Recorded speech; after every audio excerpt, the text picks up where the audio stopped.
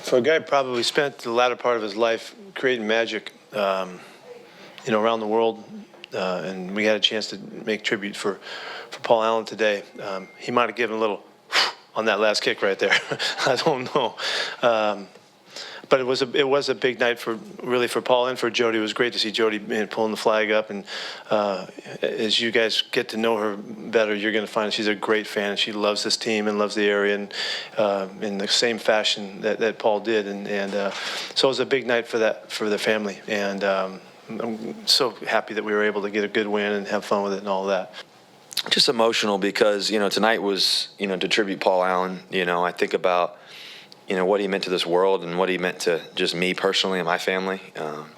He gave me an opportunity to play here. I always say to you guys, I'm one of 32 men in the world that get to do what I get to do, and I'm grateful for that. I'm grateful for that. And I was telling the guys in the locker room because I had the game ball and I wanted to give it to Bert, who's Paul Allen's one of his best friends and coworkers and everything else, and called Bert up, and I just was telling the guys, for the guys who didn't know Paul. Paul was a person who believed big. I was telling the guys, you got to think big, you got to believe big, and that's what we've been saying.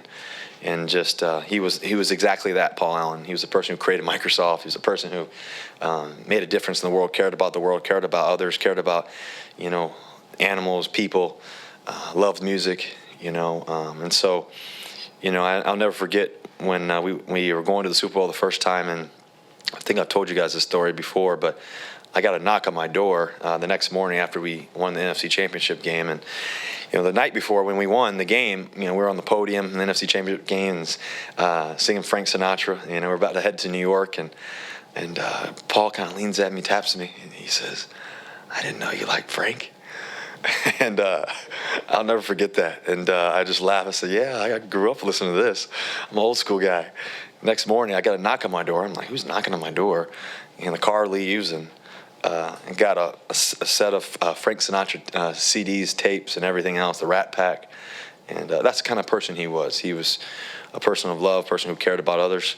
And it was emotional. I think I was telling the guys, I think at the end of the game, he blew a little wind on that to the right. Whew, just bounced right. So it was cool tonight.